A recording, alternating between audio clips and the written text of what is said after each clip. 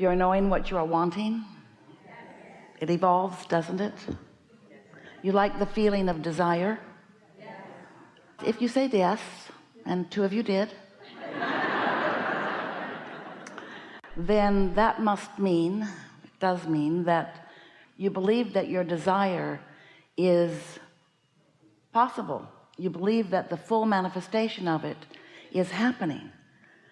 If a desire doesn't feel good to you, then that's because you are focused sometimes on what you want and sometimes on the slowness of it or the absence of it. And so you're introducing resistance into your vibrational mix. And when you introduce resistance into your vibrational mix, I want it but I don't have it, or I want it but it is difficult, or I want it but I've wanted it such a long time and it has not been coming, or I want it but I'm not certain if I should want it, or I think I want it but I'm not sure if I want that instead. In other words, there are things that you think that are in contradiction to your desires, and when you carve out those thought pathways, a thought pathway this way, a thought pathway that way, then you introduce unnecessary resistance and hindrance into your equation. Mostly what you do, better said, the way to describe what you are doing in better words, is that your desire is a vibrational frequency, and your beliefs about that desire are also vibrational frequencies. And if the vibrational frequency of your belief and your desire are in the same place, then there's no hindrance. The circuits are wide open. It's smooth going.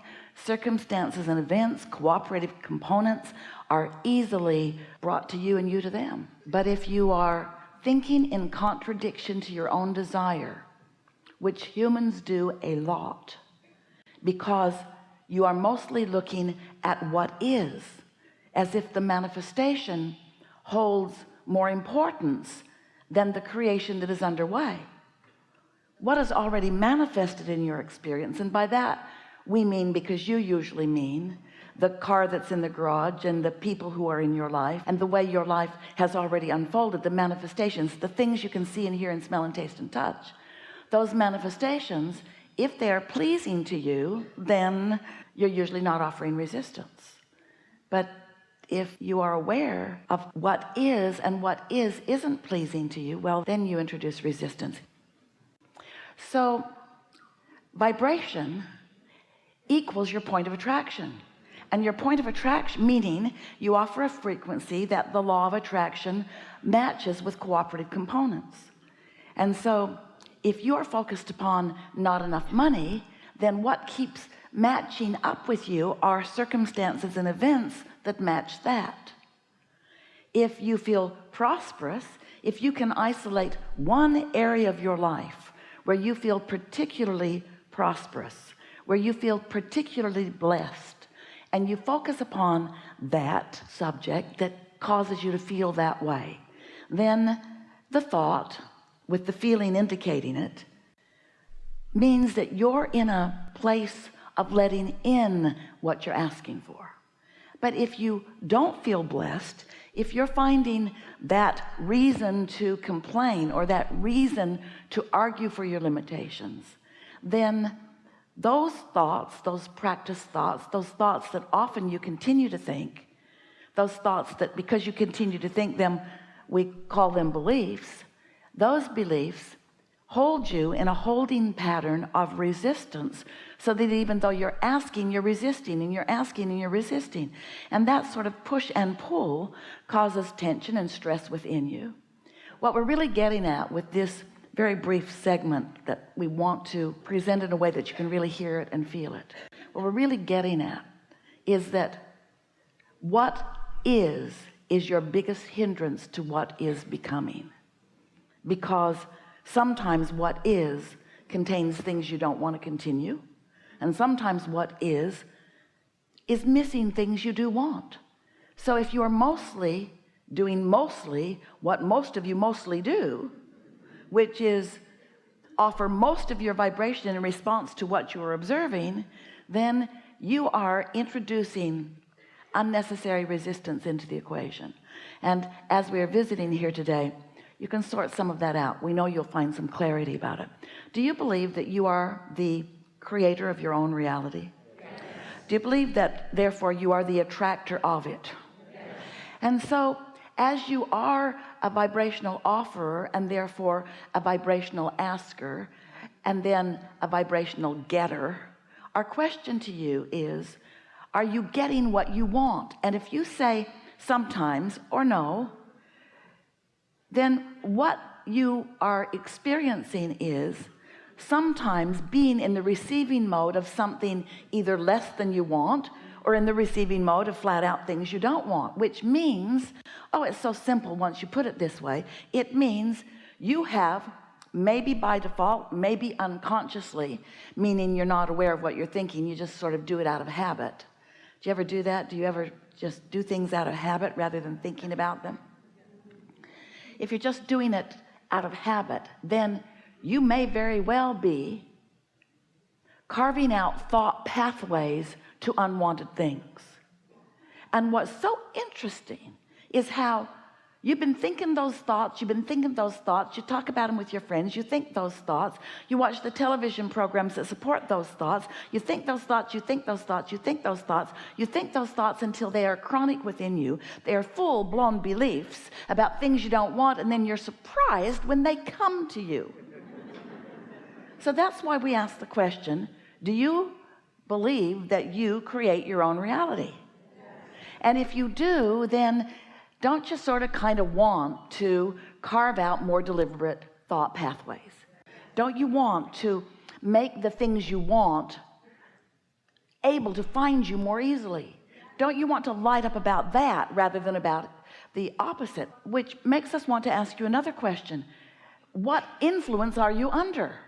Are you under the influence of your inner being? Because if you are, then you want to feel good and mostly do, and therefore are in the place of opening thought pathways to what you want. But if you're under the influence of what is, of how it is, of something that's bothering you, then we get it. It feels logical that you ought to be able to point out that something is really screwy about that.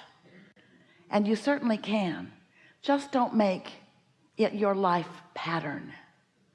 Point it out and then take the bounce, because when you know what you don't want, you know what you do want. So you could very well say, I don't want that. I sure don't want that. I really, really don't like that.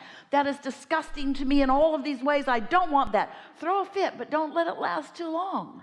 I don't want that. And in that, knowing what you don't want, you are launching rockets of desires about what you do want, because every subject is two subjects. And the intensity with which you don't want something is the same intensity with which you do want what's on the other end of that stick. So you are launching lots of rockets of desires. And as you are launching those rockets of desires, this vibrational frequency, this vibrational pattern, this vibrational streaming, this vibrational carving out of what you want is gathered for you by the larger part of you, the inner being part of you, the source energy part of you, the part of you that was you before you even knew that you were you, the part of you that still is mostly you, the mostly biggest part of you, even though you now know that you are you. That inner being part of you that remains non-physical, when you launch those rockets of desire, your inner being focuses upon your request and vibrationally becomes it. And that matters. That's such a big statement. That's such a big concept to understand. That's such a big part of your creative experience, because when you sift through this life experience like you said you would, and you come to your conclusions about what you don't want and therefore what you do want, and your preference is lobbed vibrationally into the ethers of this universe, your inner being focuses unequivocally on that end of the stick. Your inner being holds no resistance on your behalf. Your inner being believes never, never, never that you can't do it or that you can't have it. Once you carve it out, once you isolate it, once you identify it, and once you launch the rocket of it, which you're doing all day, every day, your inner being becomes the vibrational equivalent of what you've asked for. And when that happens, then on your behalf, a huge vortex of attraction begins to happen on your behalf as cooperative components are gathered in the beginning phases of the creation of what you have asked for, and all of its subtle nuances that you keep carving out all day, every day. Oh, it's huge. It's so big, and it is so wonderful, and it is what the expansion of the universe is all about. So there it is. It exists. Your creation is born and is nurtured and is growing and is becoming and is gathering the cooperative components. The only question then is, where are you in relationship to it? If you're frisky and happy and feeling really good, then your vibrational frequency is about that, and there's not much resistance in your experience, in your equation. And then it's likely that every day, many moments of the day, you will receive impulses, feelings to move and act, impulses to think about things. You'll be in on the juicy, deliberate, delicious unfolding of your own creation. You get to then be a witness to what you have set into motion, what your inner being has carried a good way, 99% of the way, in fact, what your inner being has carried a good way for you. And now your only work, step 1 happened, you asked. Step 2 happened, all of that we just described. Step 3 is you got to be in the receiving mode of that, not in the receiving mode of more of the absence of it. And how do you know when you're in the receiving mode? You feel good. You feel satisfied. You feel eager about it. How do you know when you're not? How do you know when you're opposing your own desire? Not just your desire. Think about how much has happened that you're opposing. You're not just opposing a simple little idea of something. Oh, I thought I wanted it. It's not like that.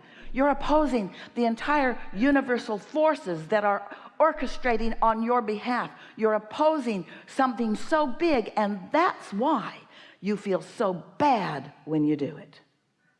Now you know everything we know that matters. Now you have the operating tools to create your own reality in the way that you want it to be. We're eager to visit with you, to co-create with you, to fill in any gaps in what you understand, to take thought beyond what it has ever been before. We're eager for this day with you. What do you want to talk about? It's going to be a really good day. Don't forget to leave a positive message and subscribe.